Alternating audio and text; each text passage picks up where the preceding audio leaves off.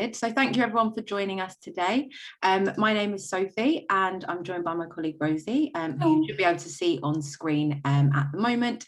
And we both work in the Education Liaison and Outreach team at Middlesex University. So for anyone that doesn't know, Middlesex is a university based in London. We're on a leafy green campus, but we also are very, very close to the centre of London.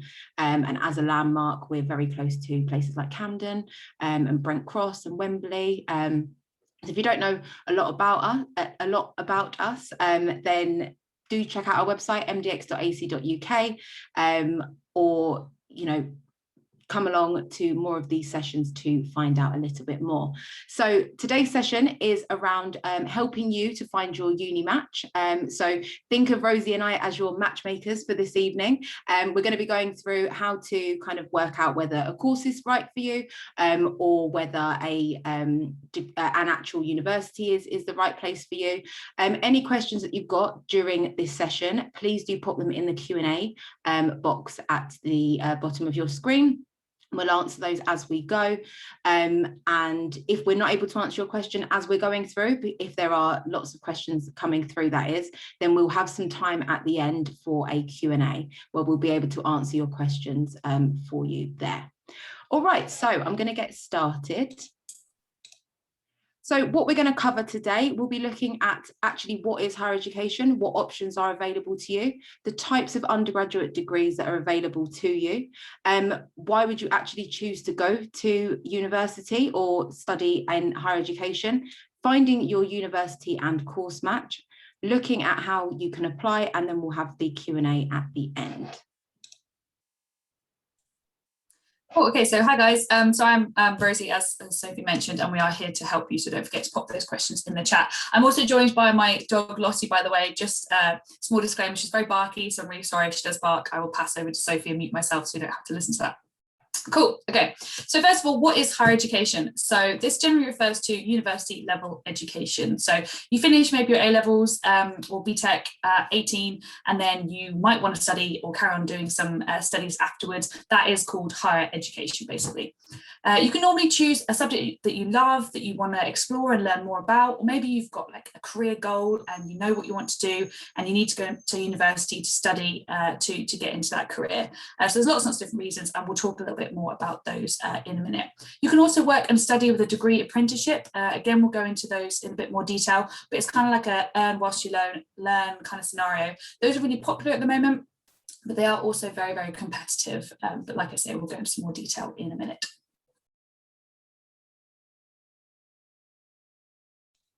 So there's lots of different undergraduate degrees that you can do. You could be interested in undertaking a bachelor's degree. So that's typically a 3 or 4 year full-time, or you can do it part-time, but that does increase the length of study. A course, and it can be in a single subject or a combined. So you'll sometimes hear this as a joint honours course.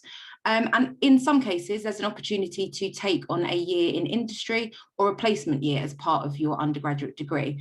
There's also something called a foundation course or foundation degree. This is often a 1-year full-time course that does then it can then lead you into study for your full 3 or 4 years after that, or alternatively, some people choose to do it as a standalone course.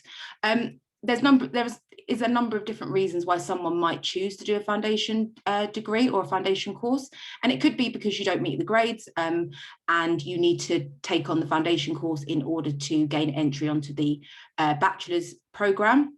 Or it could be that you would like some extra time to build up your skills and building confidence in a particular area of study.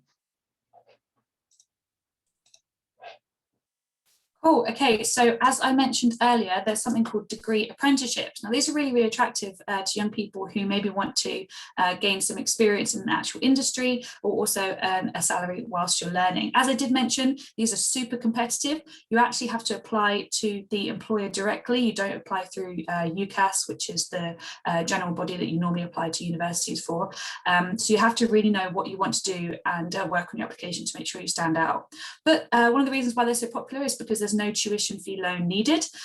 You can increase your earning potential. There's excellent career progression opportunities because you're there in the industry, you're working for a company, so you're making connections, you're networking lots naturally every day.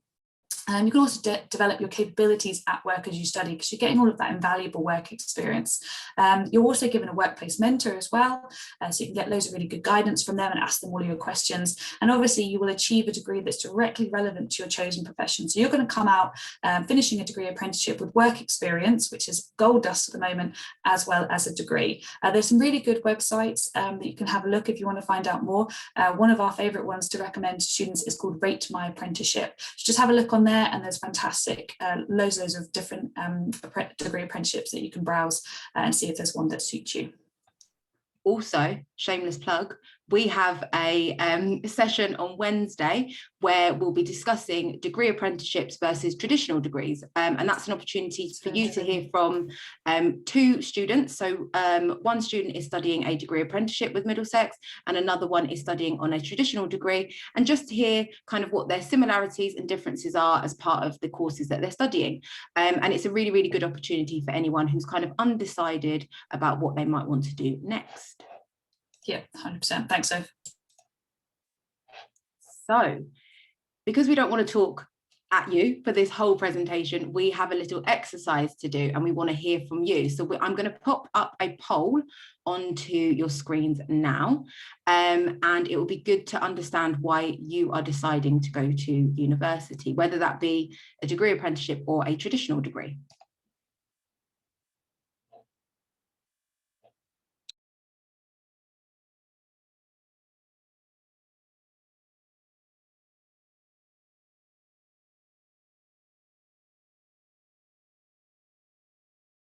Okay, I can see lots of answers coming in now, which is brilliant.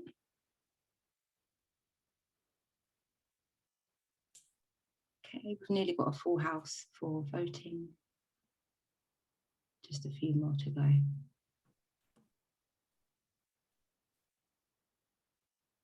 Okay, right, I'm going to end the poll in 3, 2, 1. Okay, so hopefully on your screen you should be able to see the answers that people have been putting in. Yeah, it's very interesting, isn't it? So lots of people have or are opting to undertake a degree or go into higher education to improve their chances of getting a good job. Lots of people want to gain in experience and learn new skills. Some people need to have a degree for the job that they want to go into, and we are going to talk about that as well as part of this session. Earn a bit more money as a result of having a degree, and also experience student life and meet new people. And actually it's interesting that some people, well, everyone kind of knows what they want to do because no one put down. Yeah, not sure what else to do, which is great. Yeah, brilliant. We've all got purpose and direction. That's wonderful. Yeah, that's wonderful. So yeah, everything you've listed on your answers is 100% correct. There are a number of different reasons why someone might go into higher education, and top of the list is actually to gain new skills and experiences. And as part of your degree, you will 100% experience this. So you're going to not only kind of build in your craft and gain more experience in the subject that you're going to be studying, but as part of going to university, you will meet lots of new people, be able to take on lots of new kind of experiences, try out new things. You might be able to travel as part of the degree that you're on as well, or with the university that you're at, if they're still doing kind of placements abroad. Develop as a person as well in kind of your soft skills. There are so many courses as well to choose from, and some courses do require you to have a degree as part of the kind of career path you want to go into. But for lots of you, you can undertake a subject that you're really interested in and pursue that as a degree, and then still use those skills that you learn while you're at university to kind of build on that in whatever career you want to go into. Graduates do earn more. This is a fact. So graduates earn around £100,000 more over a lifetime than those people that don't have a degree. And graduate skills are in demand by employers. It is a really, really good investment in learning. Sometimes people might think that they can't afford to go to university. And if that is you, then again, another shameless plug, sorry. We've got a session on Friday around student finance where we will discuss this in more detail. But it's a really, really good investment in learning. So the money that you're spending while you're at university does give you lots of different skills. You get to try out leading industry equipment, and you kind of, whichever university you go to, they'll set you up for whichever career you want to go into later on. And it's a really good way to gain in independence as well. Oftentimes you'll be moving away from home, or even if you choose to stay at home, the activities that you get involved in as part of your university experience really do help you to take on extra responsibility and gain in independence as well. Brilliant. Okay, so let's have a look at some ways you can decide on what's the right degree and university for you. So if you're not quite sure, I think most of you are quite sure, to be honest, from that previous poll, but if you're not quite sure, one of the easiest questions to ask yourself, what is your favourite subject at school or college, or what's your favourite hobby, and can you sort of capitalise on that and really study it and see yourself, because it's a 3 to 4 year commitment essentially that you're doing when going to university. So whatever you are doing, you either need to be really passionate about it, or maybe you've got some skills that you want to develop, or it's going towards your career goal. So just make sure that you are really, really sure on the subject that you're wanting to study. Don't forget though, if you do change your mind, maybe in the first months of university, or maybe just like after you've applied, like it is actually possible to change universities and courses. One of our favourite and most wonderful student ambassadors, Jess, tells a story about how she started university, realised it wasn't the right course, and changed, and actually came to Middlesex and has had an amazing 3 years. So it is possible. Never feel like you're trapped into just one pathway, because there's lots of people who will help you try and find the right pathway. Another thing to think about, let's say you know what subject you want to study, but you're not sure whether to go to this university or another university. Really have a look at what the course content is. So have a look at what modules will you be studying, because a course could be titled business management here and business management at another university, but we could have 2 completely different sets of modules. So really have a look and see which modules kind of interest you and excite you, and obviously explore that one to see if that's the one that you want to go to. For example, the course that I went to at university was a lot more practical. I wasn't very good at exams. I didn't really want to do many exams. So I actually focused more on coursework that I could do slowly, and more practical exams that I enjoyed a lot more over the theoretical stuff. So those are kind of things that you might want to take into consideration. Also, maybe taking a placement or doing some work experience is something that you're really keen to do. Have a look to see if the degree offers that, and if the university will support you, and maybe going abroad for a year, or going for a year in an industry.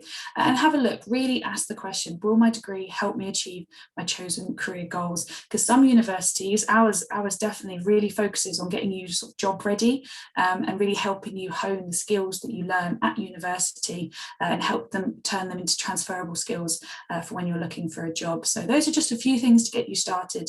And don't worry about obviously taking notes or anything. This whole session is being recorded and will be sent to you by email automatically. So if this is a lot of information, don't worry, you can always watch it back at another time. And I think we've got a question in. Please do keep those questions in coming if you do have any. Oh, brilliant. Okay, there's examples of careers that need a specific degree. This might seem a bit obvious to some of you who are wanting to study these degrees, but for example, obviously medicine, nursing and dentistry, veterinary science and engineering, those are degrees that you're going to have to go to university for. But there are loads and loads of degrees out there that you can do and then go into different careers afterwards. For example, marketing, education, lots and lots of different jobs, IT, etc. So there's lots of possibilities depending on your career goals. And I think I've got another poll coming up. Is that all right, so? Yep, brilliant. Okay, so the next poll we've got is, what are you looking for? So again, we don't want to talk at you. We want to hear a bit about you and how we can sort of tailor this support session for you. So what are you looking for when you're choosing university? So we've got lots of different options as location, size of the university, student support services, etc. You choose the one that really stands out to you the most, that's the most important to you. And oh, you can actually tick a few. Oh, you did multiple choice. So yeah, we've done it. You're on it. You're on it. Yeah. So you can choose all the ones that are important to you, not just one. And we'll see if you guys are ticking the ones that we recommend you consider. So we'll give you just a couple of seconds to do that one. So when we've also got down there size of university, that can be like the amount of students that are at the university, whether it's kind of a small university or a larger university in terms of student size as well, because sometimes that is of interest to people, just because I've noticed no one's ticked that at the moment. Okay, we're doing quite well on the vote, so I'll leave it for a little bit longer.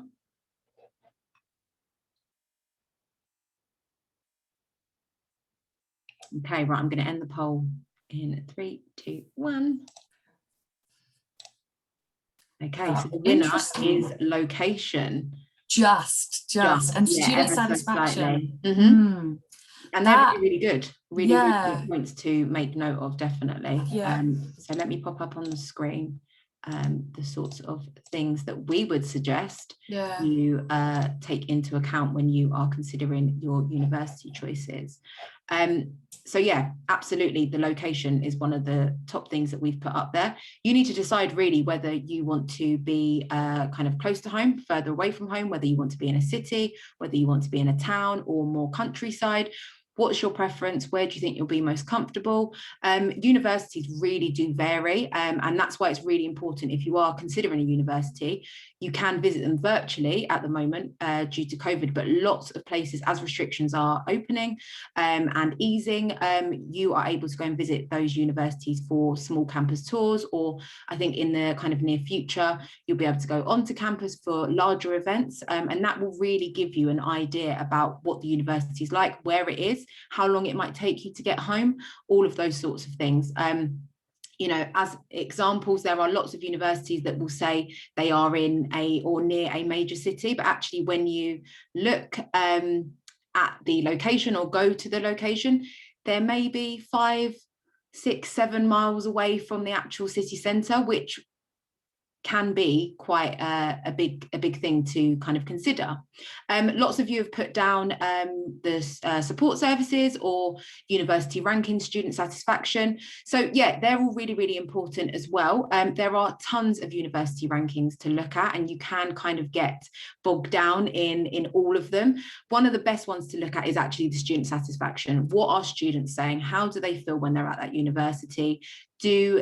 Does their words kind of correlate to their rankings and what the university are putting out in the messaging that they're providing to you? So definitely have a look at student satisfaction. You can also find out how students are feeling by asking them.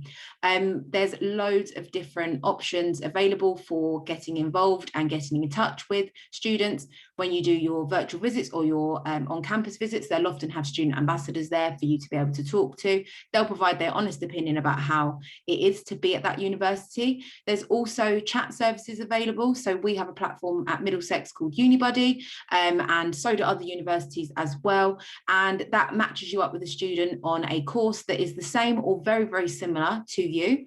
And that's your opportunity to kind of ask questions, and they will reply to you and provide you with a bit of insight about the university and what it's like to actually be a student.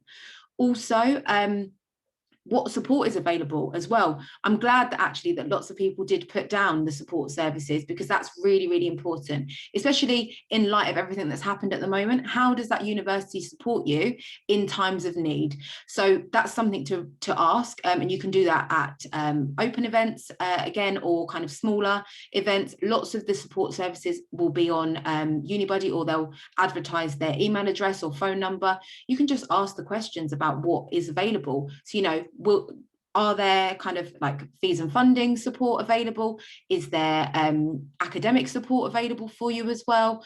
Is there any mental health support available? Those are all of the things that I would be asking the universities that you're particularly interested in.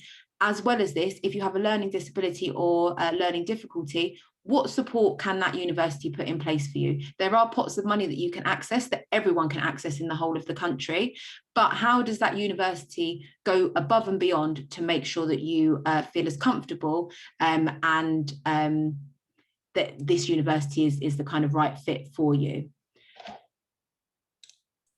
So also another thing to note is whether you particularly prefer coursework or exams.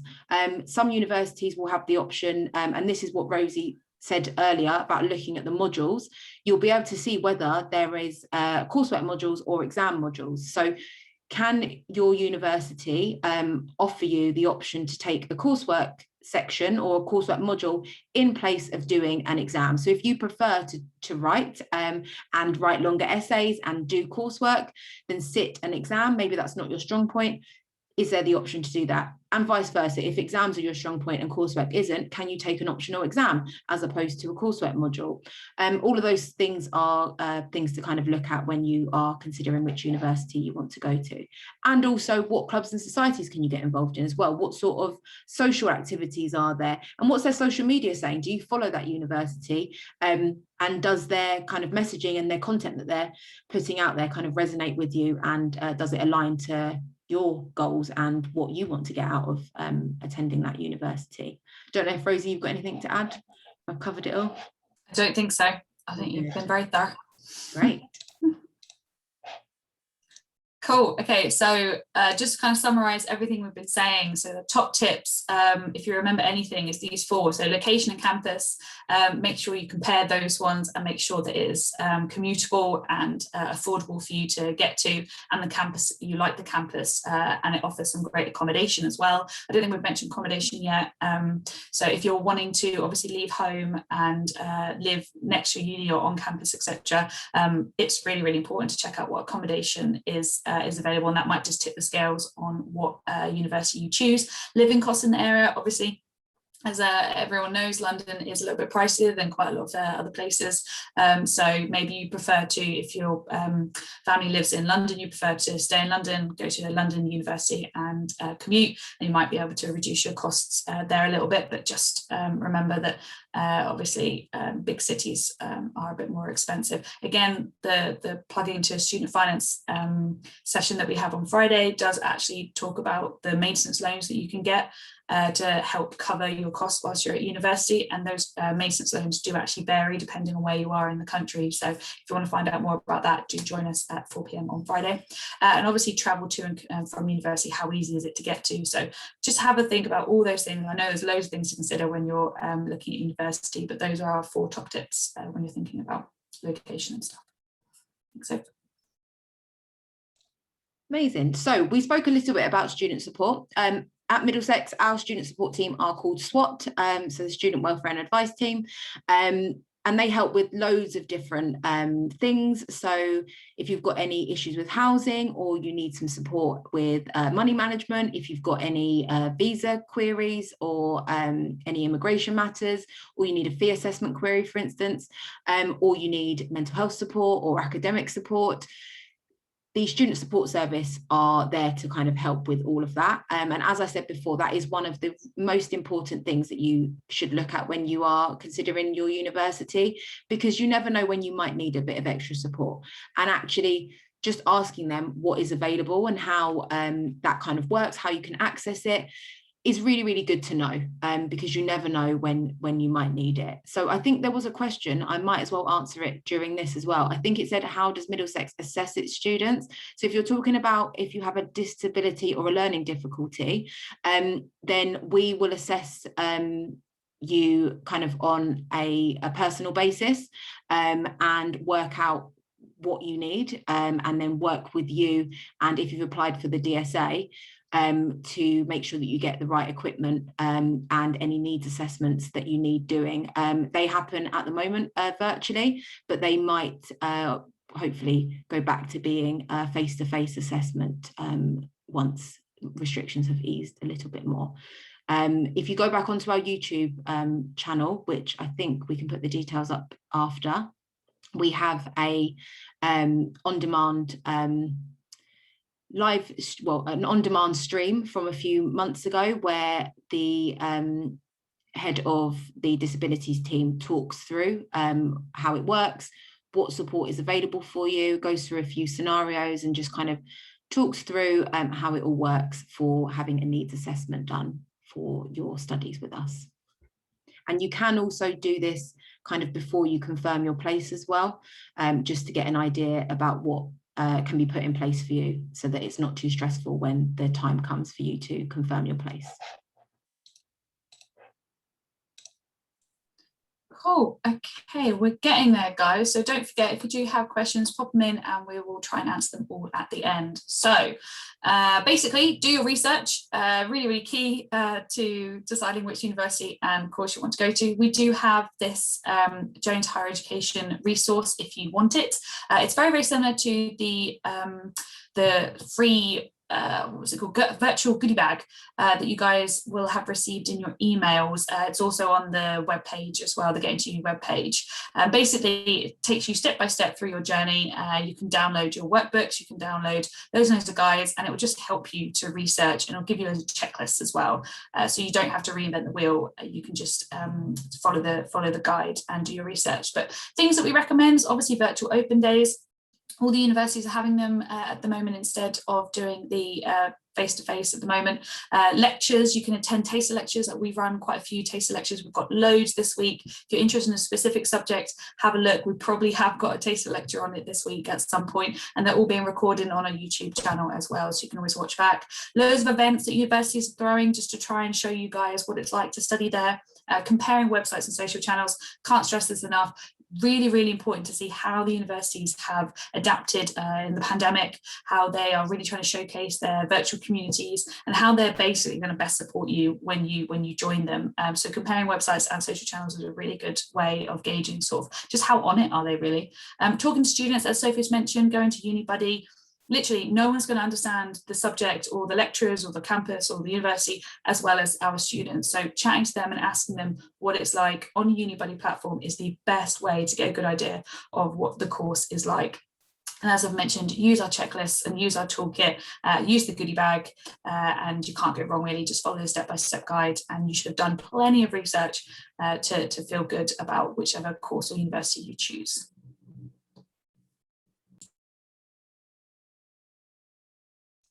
Great. So don't forget, we've got 3 kind of tips for you. Do your research on both what course you want to study and which university you want to go to. We've said it so many times, but it's a really, really great way to kind of work out if that university is the right fit for you. Talk to students and really also talk to the staff members as well. Rosie said it just a second ago, you can do that via Uni Buddy. You can also reach out to students at all of these events and have a nice chat with them. They're always more than happy to share their experiences and kind of give you a really honest opinion and view of what it is like to study on your particular course or a course that's very, very similar to you and with that institution as well.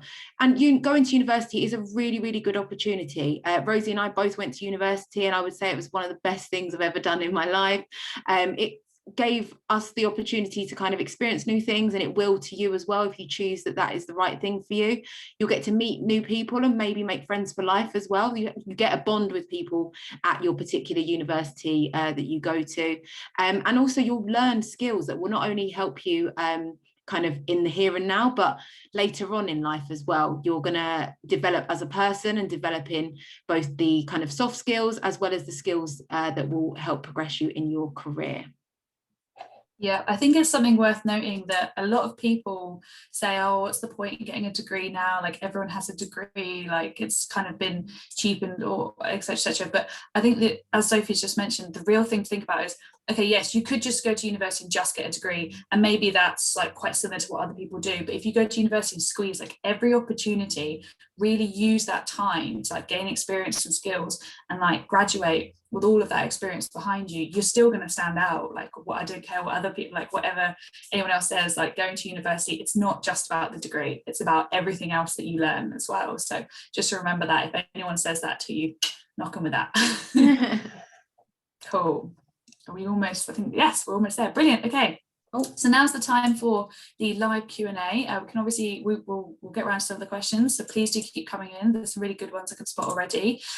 Just to let you guys know, obviously the rest of this Getting to Uni week, we've got loads of other student support sessions. So what is UCAS and how to apply? I believe that one of the questions about UCAS, definitely we'll answer your question now, but also if you want to find out more, come along to our UCAS session tomorrow.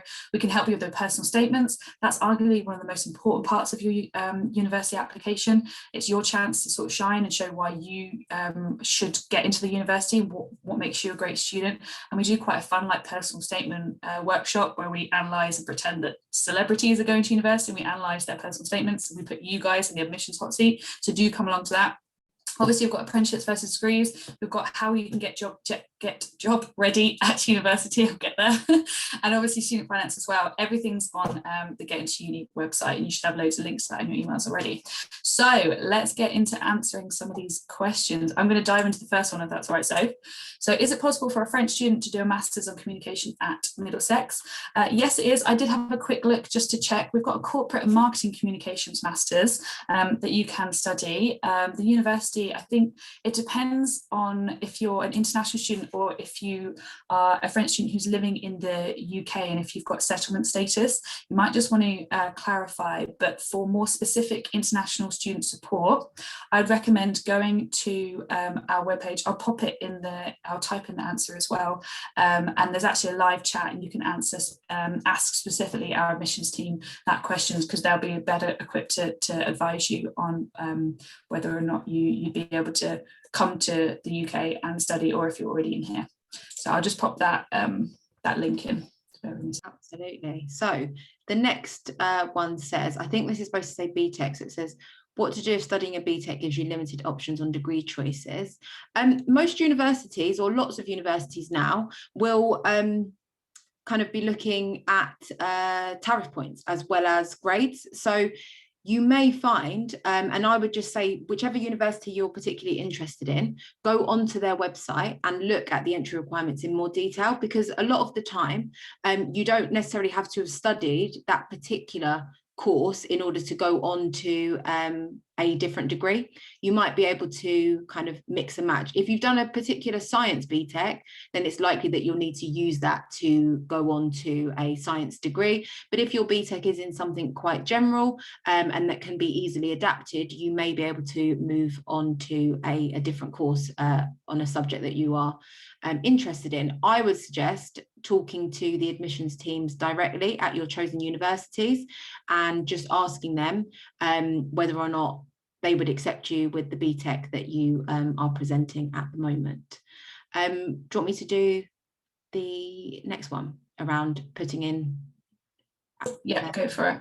Great. So this question says they haven't been asked to put in their files for grades or diplomas. So if you're an international student and you have already maybe taken your qualifications, or if you are still due to take your qualifications, then yes, you would need to email the university directly, but they will pop you, normally they would reach out to you once they've received your application to ask for that information. I mean, you can be proactive and send it to them in advance, but without an application already sent to them, they won't be able to match it up. If you're studying A-levels or BTEC, you would just need to put in the exam body that you are studying with, and also your buzzword, which would link to the school, and that would enable your teachers or your careers advisors to match the applications up and pop in your predicted grades. And then from there, you won't need to upload your documents. It will all be done through the system. But if you are an international EU student who hasn't studied typical kind of A-levels or BTEC, and you've studied a diploma that isn't a qualification that can be matched up in the system, then yes, you'll need to send through your documents. Brilliant. Okay, so next one we've got is, how much more expensive is it to study in London versus outside the city, and what are the benefits? Tricky one. I think it depends on where you're based now, in terms of comparing, obviously, really basics like food and accommodation. I think those are the key ones that are going to cost you money as a student. Obviously nights out, when we're a bit more back to normal, it is definitely more expensive to get a pint in London than it is potentially outside. So those are just the kind of things that you'd have to have a look at. Best thing to do is whichever university you're thinking of going to in London, chat to the students and ask them, like, how affordable is it there? Like, what are they surprised about how much it costs, etc. And also compare accommodation costs, because all the universities list the prices of the accommodation. But what are the benefits? Benefits of living obviously in London City, depending obviously on what your course is, it's London, you know, it is where all the connections are, it's where most people are, loads of businesses, loads of industries. And I think once you get started in London, you make connections and you start networking and stuff, it's a lot easier to try and find work or try and find internships or apprenticeships or those kind of things when you're actually in London there than it is outside moving in. So if that's your goal, to obviously work for bigger businesses in London. If you're more of an outdoorsy person, I'm a bit more outdoorsy. I went to university that's actually outside of London. I quite like being in the sea. I quite like the countryside a little bit. So I actually went to university. It was a little bit cheaper to live, but I did miss the buzz. It definitely felt a bit of the end of a train line, and I didn't stay there after I moved to London, because that's where the opportunities were. And it was harder because I hadn't been there before. So I don't know if there's anything else you want to add to that one. So yeah, I went to a major city, but again, I miss the buzz of London. I was born and bred in London, and I didn't stay after. But I do know lots of people that came from smaller towns. So I went to Leicester. Was in Leicester, and I know lots of people who came from Birmingham, Nottingham, and they loved Leicester. It felt a little bit bigger for them, and a little bit different, and they stayed. Whereas I came from London, and obviously that as a city is double the size, or if not triple the size of where I went to university, so I ended up coming back. But yeah, the buzz of London is something you can't miss. One of the ways to definitely check cost of living is to go on the university's websites, maybe look at a few different universities around the country, just as a kind of hypothetical exercise, or if you do have interest in going to a university kind of more up north, then use that as an example. But you'll be able to see from the accommodation costs how different the cost of living is. So typically there has been an increase in what the cost of accommodation is, but somewhere like Leicester, for instance, might be cheaper than somewhere in London. So in London, accommodation really does vary. It can be anywhere from about £160 per week up to £350, depending on the university that you are studying at. And yeah, you just have to kind of work out whether you will be able to kind of fund the accommodation whilst you're at university. And you can do that via kind of looking at whether or what you might get from student finance. And if you come to the session on Friday, we'll show you how to do that, and also go into a bit more detail about the maximum amounts that you might get for your maintenance loans, which is what you use to cover the cost of living while you're at university. Cool. Okay. Are students at Middlesex University having classes virtually or on campus? Yes, that's a very good question.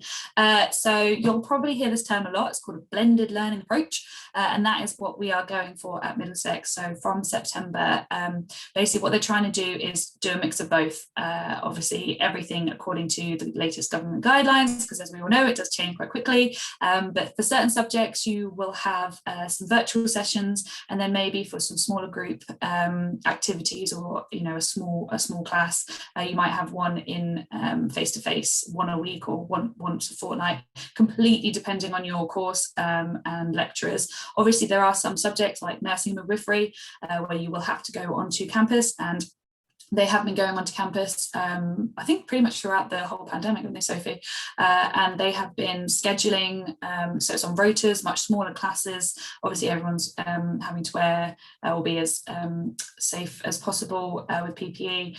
So there are some courses that you are required to go onto campus. So they're doing everything they can to make students be as comfortable and sort of having best of both worlds, because there's a lot of students that have said they actually quite enjoy flexibility. So a lot of the lecturers are listening to what the students are wanting, especially in the smaller courses, and trying to adjust what they're offering to meet the students' needs. So yeah, I hope that answers your question. Absolutely, it's quite helpful for students who were commuter students as well, to be able to have a bit more flexibility to decide whether or not they want to maybe do the train journey, or they want to maybe do the bus journey or the car ride, or whatever it is, however they commute to us, and take their lecture from home instead of coming onto campus. So it is a positive in some ways as well.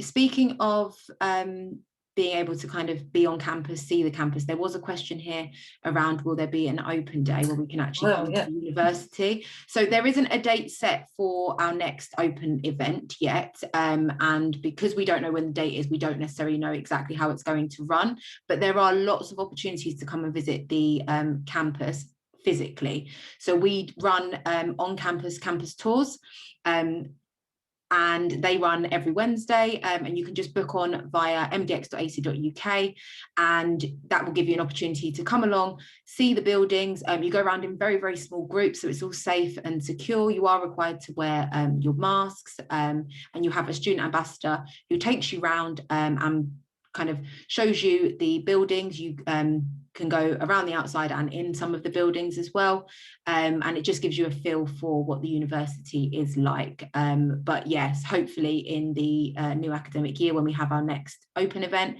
there'll be the opportunity to kind of be on campus, as well as doing some virtual things as well.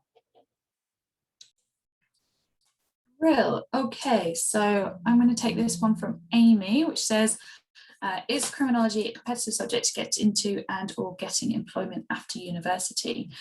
So I'm not sure which obviously universities you're talking about or looking at or thinking about, but studying criminology at Middlesex University, it's competitive, but I wouldn't let that put you off. Like, I think if you are interested in it and you're keen to apply, I still would. If you want extra support, if you want help with your application, you can always come along to one of our virtual open events and ask the admissions team for some extra support. But I would just recommend giving it a go. And getting employment after university, yeah, I mean, like as we've mentioned before, there's a whole range of different things you can go into after studying a degree. It doesn't have to be in like the certain field that you studied. So for example, my sister actually studied criminology at Nottingham Trent, I think it was, loved it, had a great time, and then she actually is now a social worker and is doing really well, and it's good pay as well, and she was able to do that because she got that degree at university. So I think it depends on what kind of obviously career that you're wanting to go into if you're not sure yet, but don't forget, if you do go to university and study, you're picking up those transferable skills whether you realize it or not. So and you'll also be able to get support from the university that you're at, just to help you with some guidance if you're not sure about what career that you want to go into. Amazing. So there's a question here around, how do I get more UCAS points, or is UCAS points only from your A-level grades? So yeah, typically UCAS points or tariff points, they're kind of the terms used interchangeably, does come from your level 3 qualification. So whichever grade you get for your A-levels or your BTEC, however that's made up, whether it's an extended diploma or you just doing kind of a BTEC that gives you 1 grade or 2 grades, each of those results does hold a certain amount of tariff points, but most qualifications do hold tariff points. So I would suggest, if you are concerned or want to know how much your grades hold in tariff points, you can either reach out to your admissions team at the university that you're interested in, or if you go onto UCAS, you can often look at what tariff points equal in terms of grades, so letter grades, and that will give you a good indication of whether or not you're matching the requirements for a university. So we've got one that's I need to study nursing, but I want to do a foundation course first to lead to a nursing degree. I'm not quite sure what the question is. Feel free to put it in again, but if you're asking what do you need to do the foundation course, what I can tell you is each university might have a slightly different set of entry requirements, but I've just had a quick look on the NHS, because sorry, health and nursing isn't my specialty, but I had a look on the NHS website, and it has said that most likely you need at least 2, usually 3 A-level or equivalent qualifications at level 3, plus supporting GCSEs, including English, maths and a science. So that's what you'll most likely need going to do a foundation course to nursing. But also don't forget, obviously, your experience and the reasons behind why you wanted to go into nursing are equally as important. So if you've got a university in mind, or if it is Middlesex University, contact us and ask what the specific requirements are for the foundation course. You can also, if you want to, come to our nursing and midwifery application session that we've got, that's led by our healthcare lecturers. They're amazing. The sessions are always really packed. It's on Wednesday and it's under the healthcare section on our Get Into Uni webpage. So do come along to that, Joy, because I think they'll be able to answer with more detail about the Middlesex University specific requirements. Cool. Okay, is there a high demand for psychology in Middlesex? I'm not actually sure, Soph. Do you know I'm not sure numbers for that? I'm not sure either, but we are kind of industry recognized, and we are kind of ranked quite highly for graduate employment after.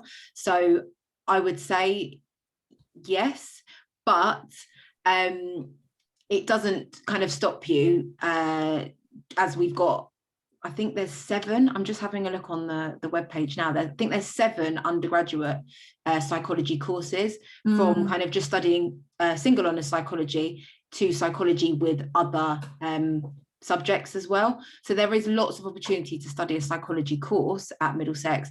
With anything though, I would say there's a demand, in the sense that it's really important that you try to meet the application deadlines, because as with any course at any university, there is no guarantee that if you don't meet the January deadline, that when you then go to apply, that there will still be places available.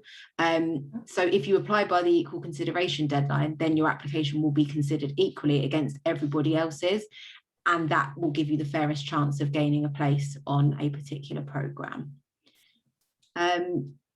There's another one here about, is midwifery very competitive? Yes, nursing and midwifery, our healthcare courses are very competitive, and we do see lots of applications for those courses. That is one we definitely know. And yeah, I would again say you need to apply by your application deadline.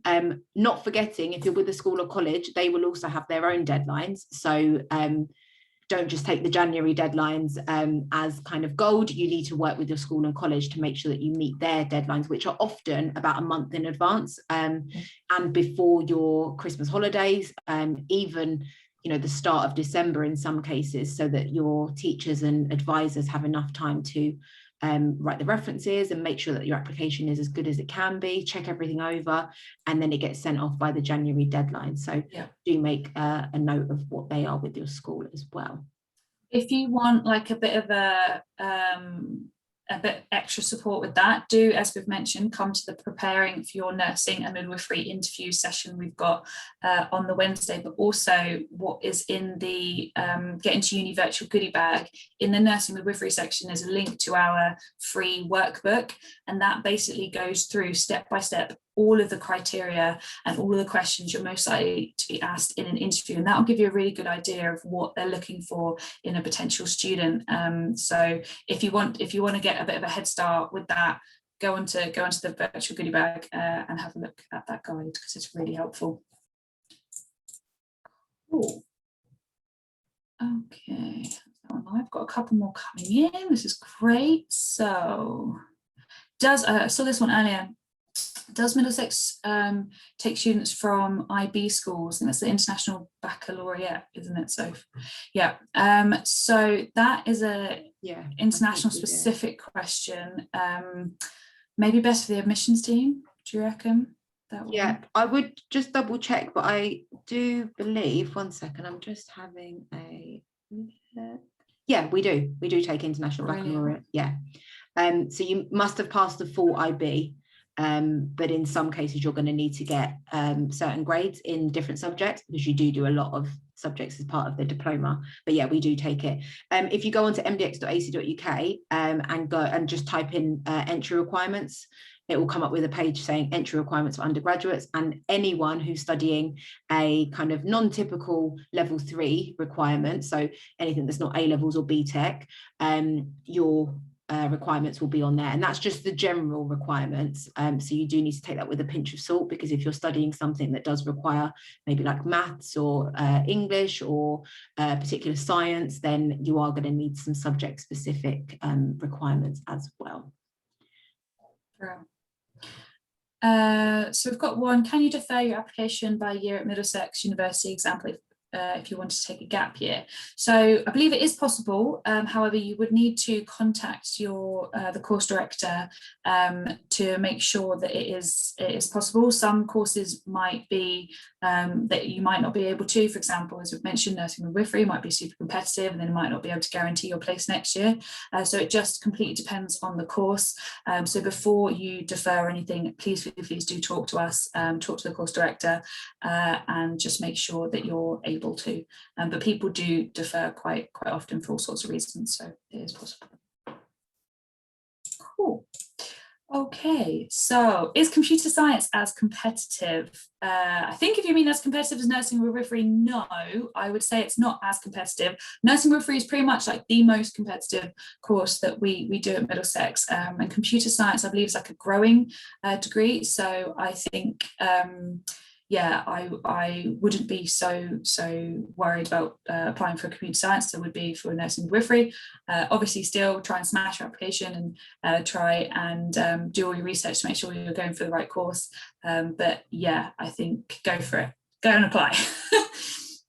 Cool. Okay, so I think Soph's typing. I'm going to send. That's fine. The info for waiting for your application. No, that's not a problem. And then we've got a question that says, do you accept transfer credits from online business school? I'm not actually sure about that. Bear with, I can see if I can get the admissions email address for you to contact them directly to see, because that's definitely a so the best way to contact them is, I've just sent it in another chat, is actually to send them a chat online, or use the contact form, because I know for certain their emails are quite full, so you're going to get a quicker answer if you use the contact form or use the online chat. They're still available until 5, but they're online every day 9 till 5. But if you do the contact form, they'll give you a response really quickly, so I'll pop that in for you as well. Yeah. Good chat. Brilliant. Okay. Is it possible for an international student to get a scholarship or fellowship? Again, if it depends on which university you're going to. A lot of scholarships will have very specific criteria. Some might say, you have to be a UK resident, or lots and lots of other criteria. We're offering something called Ready for Anything Awards. So it's not quite a scholarship, but what it is basically you can choose from 4 different support packs, and each one's worth up to £1,000, and it's designed to really help you transition from where you're at the moment into university. So it could be financial or academic support around mental health, around getting gym discounts and helping you sort of refocus on your fitness and your well-being, or it could be transport, getting discounts or deals on transportation like buses and trains, etc. So for those kind of Ready for Anything awards, if you go on the website and have a look at the criteria for the specific scholarship or award that you're going for, like the Ready for Anything ones, it should be able to tell you whether or not you're able to, but as I've said, they're each on an individual basis, so I can't say for definite. But what I would say is you're thinking in the right way, and you should just go for these things, because a lot of people don't realise how many scholarships, bursaries, grants and awards are out there that might be available to them. Again, it's something we cover in student finance on Friday, but I didn't know anything about being able to get bursary or scholarship when I went to university, and I'm really annoyed because some of them are worth up to like £2,000 a year. So 100% do your research and see if there's something that you might be eligible for, and just apply for it, because more often than not, people might not be applying for them, and you might be in for a really good shot. So yeah, it's good that you're on it. Cool. Okay, I think we're out of questions. If there's any more, please pop them in. It's been really great to have all your questions so far. It's lovely. There's nothing worse than finishing one of the sessions and just silence. So it's been lovely, and hopefully we've been able to give you guys lots of things to think about. Yeah. And do let us know in the Q&A if you're coming along to any other sessions as well. Yeah. Maybe what you're most looking forward to. Come to personal statements is my favourite. Yeah, that's us again I tomorrow. love doing that one. See our face again tomorrow. Yeah. And yeah, I would highly recommend coming along to the What is UCAS and How to Apply, and also the apprenticeships versus degrees as well, because that's going to be really interesting. A kind of just the general debate almost around some of the positives of doing either one, and that might help you to make a decision, because there's so much opportunity available to people now. Can be a bit overwhelming. Possibilities are endless. Yes, so all of these talks are going to be recorded. So they are recorded. As you came in, you would have had to sign a consent. So they're all recorded. They'll all be available on demand. So you can go back onto the Get Into Uni webpage, and they'll be on demand as of tomorrow. Also, any of the links that you've got, so if you have signed up to something and you've been given the Zoom link, if you're not able to attend, you can click that link again, and you'll need to register, but you just pop in a few details, your name and email address, and the password is MDX, and you can watch that talk back on demand. So very shortly after we end this meeting today, you'll be able to watch this one back as well, almost immediately. If not, they'll be on the webpage tomorrow. Cool. I think I've just seen one last question. Do you have paramedic science at Middlesex? No, I don't believe we do, unfortunately. But that narrows it down for you, one university. But we do have courses similar. I just had a quick look, but not paramedic science, unfortunately. You can also do apprenticeships in paramedic. I don't know what you would call paramedic science, paramedic study. You can become a technician, and then from there increase the qualification to become a full paramedic, or specialize if that was something you were interested in. Okay, well, how about that for time? I think we did really well. So we've got 4 minutes or 3 minutes now. I've just seen the clock change. So yeah, if you've got any other questions, then please feel free to ask. If not, you are welcome to leave. We're not going to hold you here until 5, but we'll stay on for a few more minutes in case there's any other questions. Yeah. And it is a miracle my dog has not barked. There we go. She might bark now. Oh, right, I just jinxed it. Great. Oh, we've got another question. Oh no, thank you very much. Oh, you're welcome. Thank you. Thanks for joining us. Have a wonderful evening as well. Yeah, we hope to see some of you this week. So we're doing a few more, aren't we? So yeah, faces will be popping up. You probably see our faces every day. Oh God, in some capacity. Probably. Cool. Okay. All right. I'm gonna. Oh. Yes, so Middlesex does accept international qualifications or European qualifications. The exact requirements are something that you would need to talk with the admissions team about. Also on our web pages, we have quite a bit of information about what international qualifications are recognised, but we can't obviously cover everything because the qualifications are kind of endless and really extensive. So if your qualification isn't on your particular subject page, then definitely reach out to the admissions team. Also, you can just contact them via chat as well.